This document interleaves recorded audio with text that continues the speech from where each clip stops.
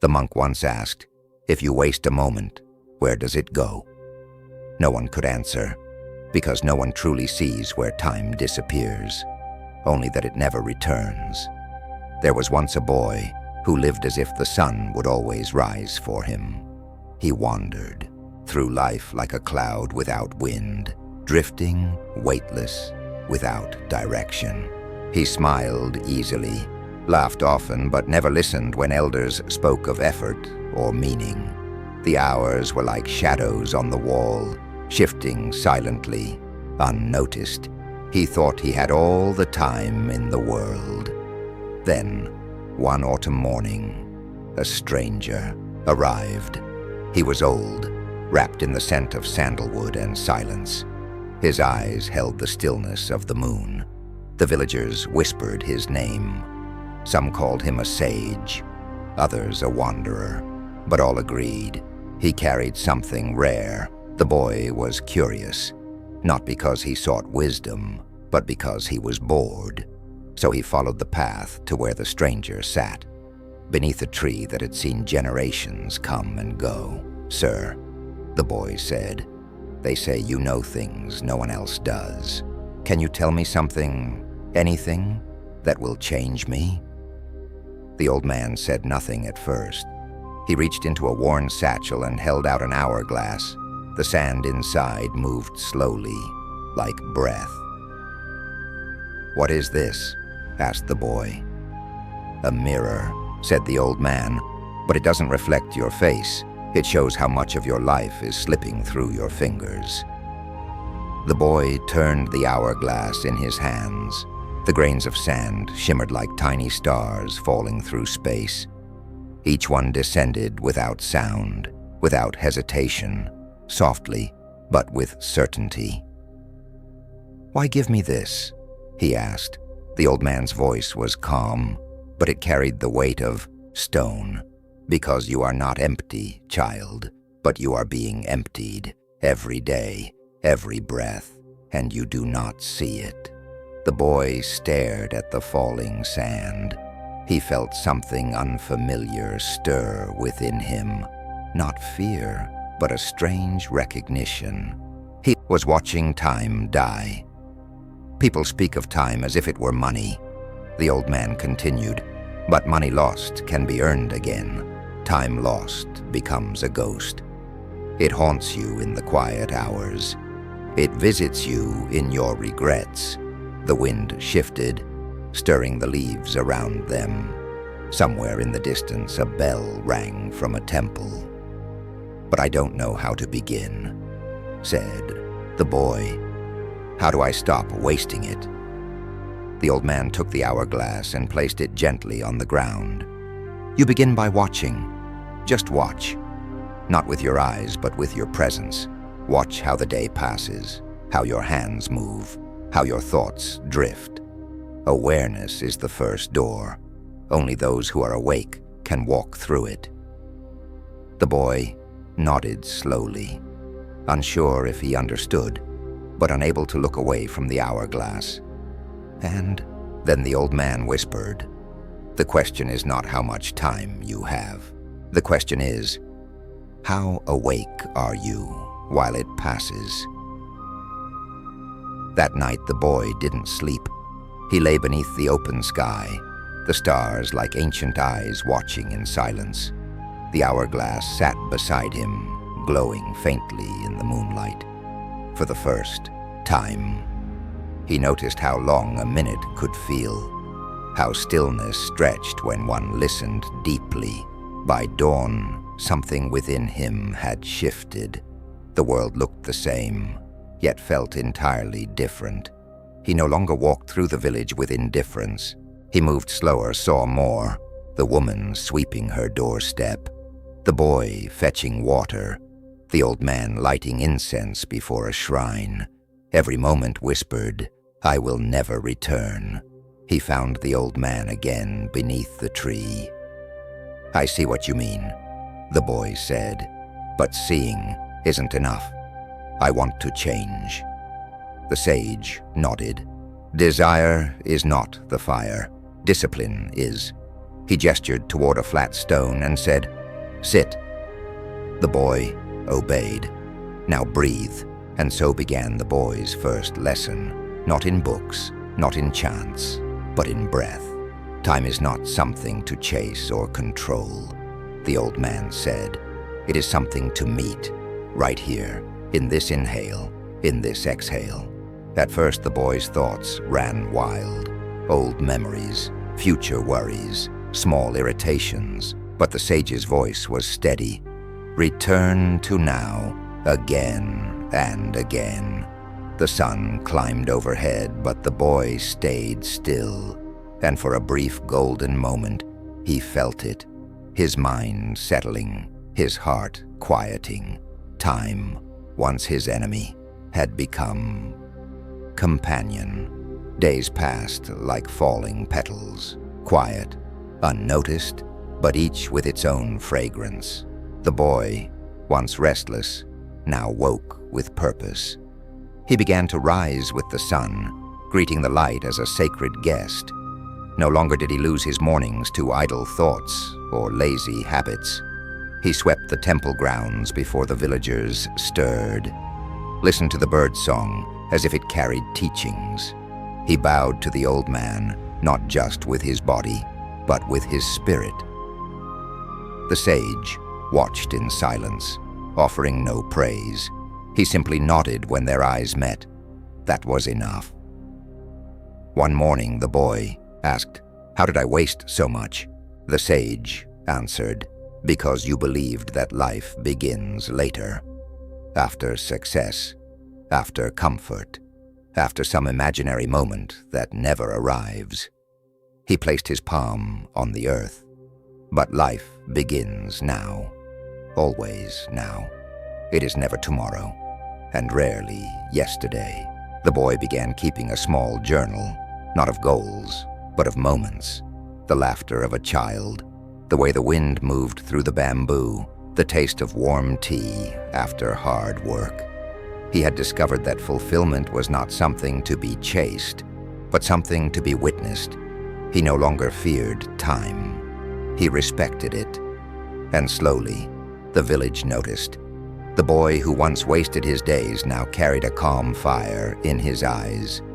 He no longer asked what to do with his time. He asked instead, "How can I serve this moment?" Because each moment, he had learned, was already serving him. The seasons changed, and with them, so did the boy. His limbs grew stronger, his voice more grounded. But it wasn't his body the villagers admired. It was his presence. He had become like the banyan tree under which the old man sat, quiet, rooted, and full of shade. Children gathered near him, sensing something they could not name. Elders watched him with soft eyes, remembering their own youth. The boy, now almost a young man, no longer sought attention. He became a listener of the world. One evening, after a long day of work, he sat beside the sage and asked, "What is the secret to not wasting time?" The old man smiled gently.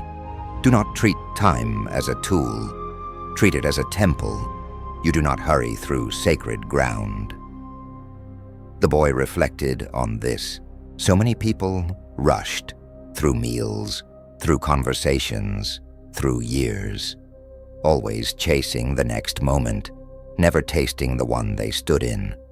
So he began to move slower, not with laziness, but with reverence. He gave his full attention to the simplest acts, tying his sandals, lighting a lantern, washing a bowl. Each task became a meditation, each breath a bell, and something extraordinary began to happen. Time, once a river pulling him away, became a lake he could sit beside, still, deep, reflective. It wasn't that he had more hours in a day. It was that he had finally arrived in them, and those who arrive fully, even for a moment, discover eternity there. One misty morning, The boy sat at the edge of the village pond, watching ripples spread across the surface. A single leaf drifted gently on the water, turning slowly as if time itself were moving it. He had come here many times before, but today he saw differently. He whispered to the leaf, "Is this what it means to let go?" Behind him, the old man approached, his footsteps light as breath. "Letting go is not forgetting," he said. "It's remembering what is real." The boy turned. "And what is real?" The sage pointed to the pond. "What you see is not what is still. What is still is what allows you to see." The boy closed his eyes. Inside, his mind mirrored the water. Thoughts bubbling, rising, then dissolving. He didn't try to stop them anymore. He simply watched. He had come to understand that time was not only movement, it was also silence. In that silence, life spoke its deepest truths. He began spending hours in quiet observation, noticing how people rushed past each other, how words were spoken without weight, how days vanished into distraction, and yet in stillness he discovered layers of the world he never knew. The trembling of a single blade of grass, the sigh of the wind before rain, the pause between heartbeats. He thought, perhaps time isn't something I pass through. Maybe it's something that passes through me. And in that thought, a doorway opened. A doorway not into the future, but into the sacred now. The boy began to wake before the birds. The sky, still wrapped in blue shadows, welcomed him like a canvas, unpainted. In that quiet hour, when the world had not yet remembered itself, he walked barefoot through the grass, feeling each step as a meeting between body and earth. He no longer sought answers. He sought presence. The villagers began to notice how he had changed, not only in his habits, but in his energy. He spoke less, but his words carried weight. He moved with intention, like a man who knew that every gesture echoed across time. One evening, a child asked him, "Why do you always seem calm?" He knelt beside the child and whispered, "Because I no longer race against time. I walk with it." The child didn't fully understand, but smiled anyway. The sage observed all this from afar, his heart still as a lantern in a windless room. He knew the boy had touched something rare, not knowledge, but wisdom. "You've learned to listen," he said one night, as they sat beneath the same tree where their journey began. The boy nodded. "And in listening, I found that time isn't an enemy or a thief. It's a teacher, and I was the one who refused to attend class." The sage chuckled. "And now I sit in the front row, and as dusk settled around them, the crickets began their song, a rhythm older than memory, carrying the voice of time itself. Each chirp was a bell, and the silence between them a lesson." Rain came to the village, not with violence but with patience, soft drops falling like ancient prayers. The rooftops echoed gently, and the soil drank with gratitude. Children danced barefoot in puddles, while elders sipped warm tea beside flickering lamps. The boy, now nearing manhood, stood in the rain with eyes closed, arms open. He didn't shield himself. He received. The sage watched from the veranda and called out, "Why not run for cover?" The boy smiled beneath the gray sky. "Because the rain teaches presence too. You don't argue with the clouds, you simply feel their gift." Later that evening they sat by a small fire, the warmth rising in waves. The sage tossed a piece of dry wood into the flames. "Some moments arrive like fire," he said. "They burn away what you thought you needed." The boy nodded, his clothes still damp, but his spirit quiet. "And others arrive like rain. They wash away the dust." The sage leaned back. "Both are teachers if you pay attention." Outside, the rain slowed to a mist. Lanterns flickered in windows. A dog barked once and fell silent again. The boy thought about his former life, the empty hours, the constant waiting for something to begin. He had once feared time, resisted it, tried to outsmart it, but now he welcomed it like weather, unpredictable, humbling, and alive. He whispered to himself, "Every season, even the hard ones, is part of the temple, and in honoring them all, he had finally come home." As time passed, the boy's days became offerings, not to any deity carved in stone, but to the quiet unfolding of life itself.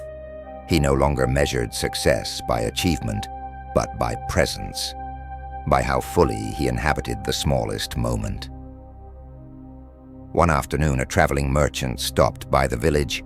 He sold clocks, gold ones, silver ones, ticking loudly, counting down everything.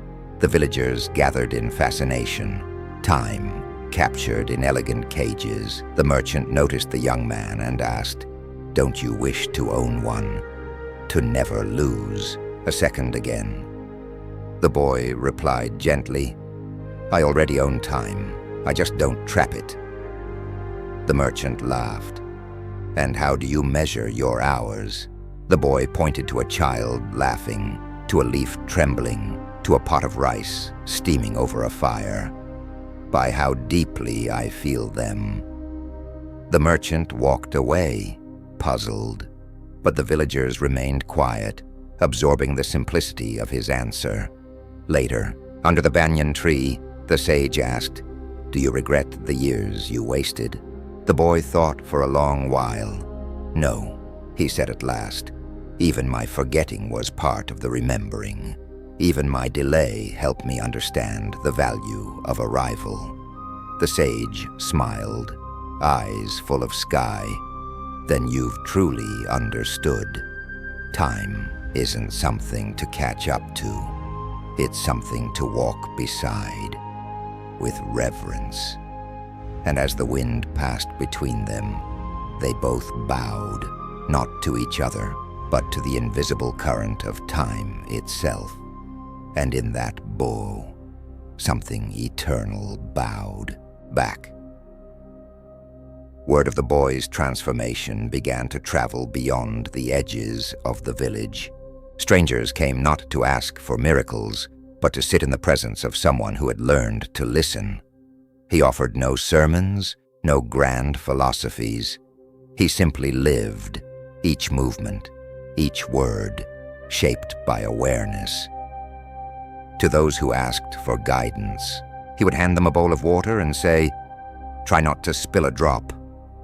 At first, they didn't understand, but as they walked slowly, carefully, they began to notice everything: the weight of the bowl, the shift of their feet, the breath they'd forgotten to feel.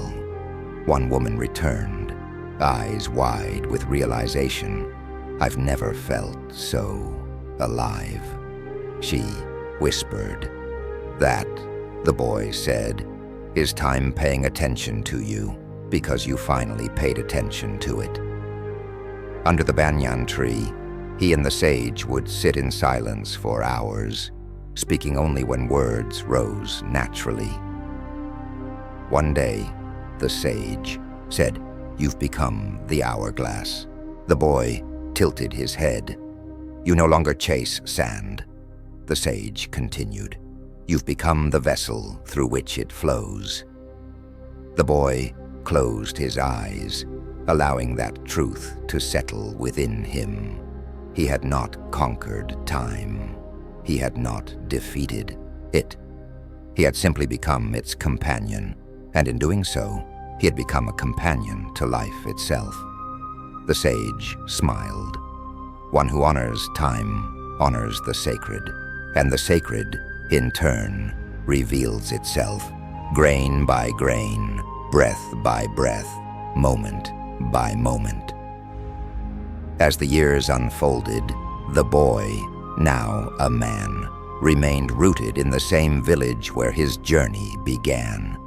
He never sought wealth, never traveled far, yet his presence reached places his feet never touched. People came from distant lands, not to hear grand teachings, but to remember what they had forgotten. They came burdened, with clocks in their minds, deadlines etched into their skin, worry in their bones, and voices that trembled with hurry. He received them all the same, offering not advice, but stillness. He would pour tea with slow hands, letting the silence between the drops speak. He listened more than he spoke, and when he did speak, it was as if the words had waited years to be born. One merchant, overwhelmed by anxiety, asked, "How do you stay so calm while the world burns outside?" The man replied, "Because I tend to the fire within, and when that fire is steady, it warms instead of burns. It illuminates rather than devours." He taught not through instruction, but example. He gave his full attention to every person, every object, as if they were sacred, and perhaps they were. A boy once dropped a clay bowl at his feet and began to cry. The man knelt, picked up the pieces gently, and whispered, "Even what is broken carries time's fingerprint. Do not rush to mend what needs to be understood." And from that quiet understanding, a new way of living blossomed, not faster, not louder, just deeper. Autumn descended upon the village, painting the trees in robes of fire and gold. Leaves floated to the earth like whispered farewells, each one a silent sermon on impermanence. The man would walk the forest paths barefoot, feeling the cold soil beneath him, a reminder that change begins beneath the surface. A child once followed him, curious and full of questions. "Why do the leaves fall?" she asked. He smiled gently, because even beauty knows when to let go. She looked puzzled. "But isn't it sad?" "Only if you think endings are the opposite of beginnings," he replied. "But look closer. The tree is not dying. It's resting, listening, preparing." Together, they sat on a flat stone, watching leaves descend like golden snow. "Time," he said, "is not something we pass through. It's something that teaches us how to return." The child tilted her head. "Return to what?" "To what matters," he said softly. "To silence, to kindness, to breath, to the home inside you that doesn't change, even when everything else does." She didn't answer, but leaned her head on his shoulder. They sat there a long while, the wind brushing past them like an old friend. The village, too, had learned to listen to the seasons. Harvests were offered with gratitude. Meals were shared slowly. Farewells were no longer rushed. Even the elders said, "There's something different in the air now, something softer." And perhaps it was simply this. Time had finally been invited in, not as a master, but as a guest. Winter followed quietly. It did not shout its arrival. It crept in with the hush of fog, the long silence of frozen streams, the hush of snow landing on rooftops like a prayer unspoken. The village wrapped itself in woolen firelight, and in the stillness, life became simpler. The man continued his daily walk, now through white-covered paths. His footprints were the only ones for hours, dissolving slowly behind him as if even time itself didn't want to disturb the quiet. One evening, a young blacksmith approached him by the temple bell. "I cannot seem to finish what I start," he said, voice low with frustration. "I begin with energy, but something always pulls me away." The man studied the falling snow. "Because you chase the finish line, but ignore the first step." The blacksmith frowned. "Then what should I do?" "Begin again," the man said. "But this time, walk with your task, not behind it, not ahead of it, just beside it." The words sank deep. The blacksmith bowed, not in formality, but in understanding. Later, the man sat alone beside the fire. He cupped his hands around a bowl of broth, steam rising like incense. He did not count the years behind him, nor fear the ones ahead. He knew now that each season was not a deadline, but a Dharma, a turning of the wheel, a sacred breath in the lungs of the world. And winter, too, had come to teach. Its silence spoke what words never could. The days grew shorter, and the nights stretched like long passages of a sacred text. Lamps glowed in windows like quiet promises, and the village breathed as one body, slower, softer, more aware. It was as if time itself had knelt beside them, whispering, "This is enough." One night, a young mother visited the man. Her eyes were tired, her hands rough from care, but her heart was open. She carried her child, restless and crying. "I don't have time for myself anymore," she confessed. "Every hour is for someone else. I feel like I've disappeared." The man nodded slowly. "And yet here you are, entire." She looked at him, confused. "But I feel empty." He gestured to the child in her arms. "You are not empty. You are full of the present moment, which asks for everything. And what it asks of you, it gives back, though not always in the same form." He reached for a small candle and lit it. "This flame has only one task, to burn. And yet in doing that one thing completely, it lights the world around it." Tears welled in her eyes, but not from sorrow, from recognition.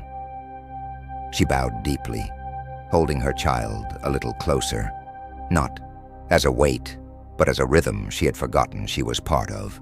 She left without saying a word. But something in her had shifted. She had not gained more time. She had entered it, and it had received her like the quietest kind of love.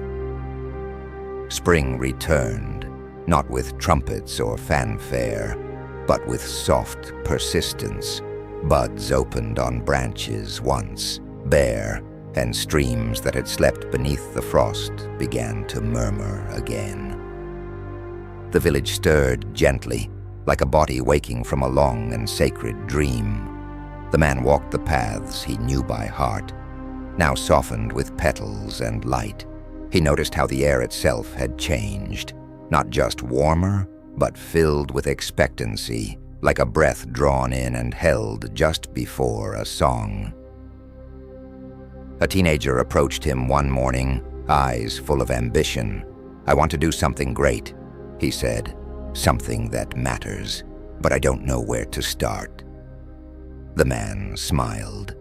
"Then begin with what's in your hands." The boy looked down. "But my hands are empty." "No," the man said gently. "They're waiting." He handed the boy a broom and pointed to the temple steps. "Sweep with the care of someone who believes the world begins right here."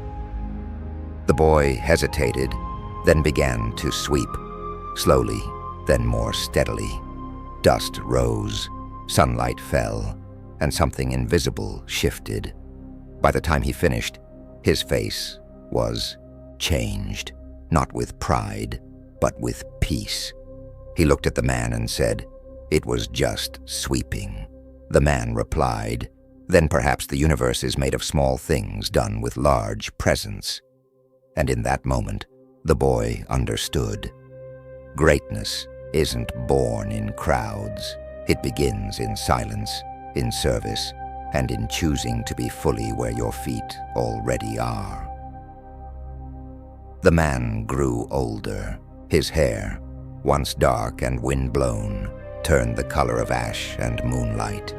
His steps slowed, but his presence deepened. People still came to him, though fewer with questions and more with gratitude.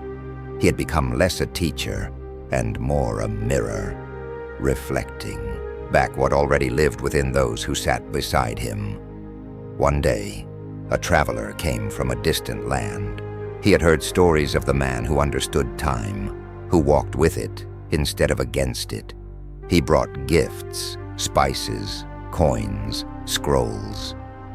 "I've searched far and wide for truth," the traveler said, "and every place I go, I'm told to come.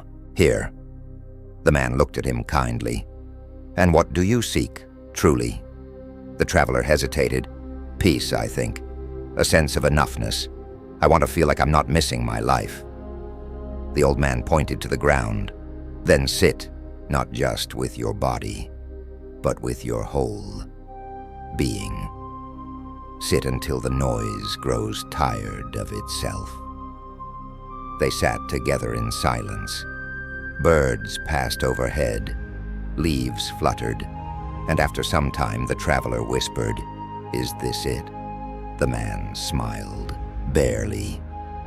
This is what everything else was pointing to. The traveler closed his eyes, and in that stillness, he saw more clearly than he ever had.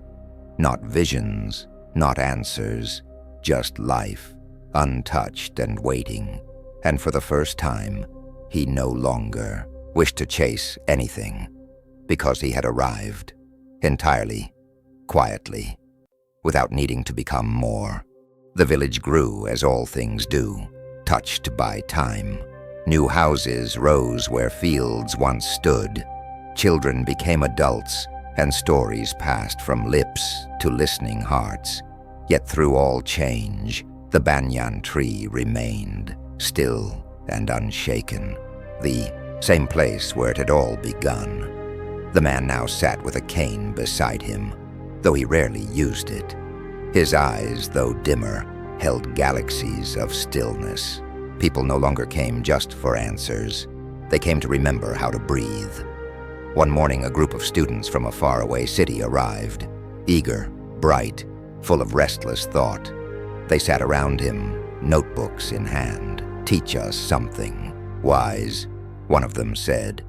The man looked at a nearby flower blooming from a crack in the stone. He gestured toward it. "That has been teaching all morning. Were you watching?" They looked at each other, puzzled.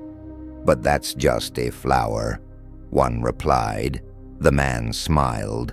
"Then come back when you can see it for what it truly is." They left, some frustrated, others quiet. One girl stayed behind. She sat cross-legged and said nothing. He asked, "Why didn't you go?" She replied, "Because I don't want to learn more. I want to learn less." He closed his eyes, deeply pleased. "Then stay. The real teachings are always subtraction." And as the sun climbed through the branches, the tree's shadow covered them both. There, in the absence of more, they began to discover what cannot be taken away. That evening, the man lit a single lantern and placed it before him. Its soft flame danced in the twilight air, flickering but never fading. Around him, villagers gathered without being summoned. No announcements had been made, yet everyone knew to come. The wind was gentle, the sky woven with stars. Children sat at the front, their eyes wide with wonder. Elders leaned on canes, remembering. The man said nothing at first. He simply watched the faces before him, the same faces he had watched grow for decades. Then he spoke, not loudly, not as a farewell, but as a ripple in a pond. "Time," he said, "is not a thief. It is a sculptor. It shapes us by presence, by loss, by silence. Everything you are becoming, it has helped form." He looked to the youngest child, then to the oldest man. "What you give your minutes to, you give your life to. So choose gently, choose deeply. Let each moment you live be like a cup held to the sky, open and ready." A hush settled over the gathering like mist. No one moved. Not even the insects stirred. It was as though the village itself was holding its breath. He continued, "You do not need to hurry. You need to awaken. When you walk slowly, you see. When you see clearly, you love. And when you love, you are never late." The flame before him flickered once more, and in its glow, they saw themselves, quiet, whole, and present. The next morning came with golden light streaming through the yew trees, as if time itself bowed in reverence to the moment. The man, now very old, sat beneath the banyan tree one final time. His body was frail, but his breath was steady, like the rhythm of a well-learned song. Beside him sat the girl who had once asked to learn less. Now a woman, she had remained by his side, not as a student, but as a witness. He handed her the same hourglass the sage had once given him. Its glass was worn, but the sand still flowed, grain by grain, silent and complete. She held it with trembling hands. "And what now?" she asked. The man smiled, his voice soft as wind. "Now you hold time, not to control it, but to honor it. Let it pass through you like breath, like love. Let it teach others, as it taught me." She lowered her gaze. "And when I feel lost, return to the breath, return to the step, return to the moment. That is where life waits." His eyes closed, not from fatigue, but from peace. And in that final stillness, he became part of the silence he had always carried. The villagers did not weep loudly. They lit lanterns. They swept the temple. They sat together and breathed. Children were told stories, but not of endings, of beginnings hidden in stillness. And in doing so, they kept him alive, not in memory, but in presence, because time, when honored fully, never truly ends. It transforms. Now the hourglass rests in a quiet corner of the temple, untouched by dust, bathed in morning light. Visitors pass by it each day, not as tourists, but as seekers. Some pause, others kneel, but all feel its silent pull. For though it makes no sound, it speaks of everything. And the woman, once a girl with restless questions, now guides the village not with commands, but with attention. She rises before the sun, sweeps the same steps the boy once swept, lights the incense without hurry, and greets each face as if it were the first and the last. When people ask her how to find peace, she does not speak immediately. She waits, as the old man once did, allowing their own breath to answer first. And then she says, "Slow down, not to do less, but to feel more. Time is not running away from you. It is waiting for you to arrive." Each evening she walks alone to the banyan tree. She sits in stillness, not to remember him, but to meet herself. For it is there, in that sacred pause, where all paths return. The wind carries his voice now, not in words, but in rhythm, in the hush between footfalls, in the silence before dawn, in the kindness of those who finally see.